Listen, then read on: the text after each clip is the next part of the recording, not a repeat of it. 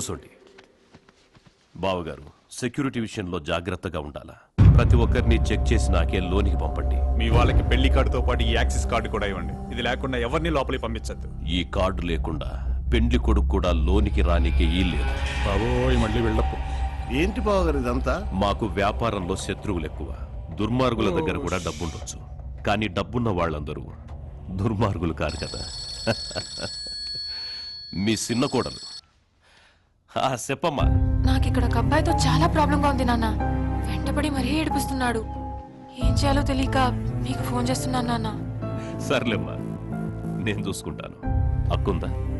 ఒక్క నిమిషం. హలో, ఏమ్మా పెండ్లి కూతురా, ఎట్టుండావు? బాగున్నా నాన్న. పెండ్లి దగ్గర పడతాంది, వీలైనంత త్వరగా బయలుదేరండి. అలాగే నాన్న. చిన్నదాన్నెవడో పిల్లకాయ ఏడిపిస్తాండంట. హైదరాబాదులో ఉన్న మనోళ్లకు చెప్పి ఏం చేయనా? ఆడపిల్ల చదువులన్నాక ఇవన్నీ కామనే. కాలేజీ కుర్రాడు కదా, కాలో చెయ్యో తీయించి. ఏంటి అమ్మాయి నడిపిస్తే సింపుల్ గా కాలేజీ దించేస్తారా? ఇదేమో జగన్నాథన్ అయితే ప్రాణాలు తీయించోడు తెలుసా?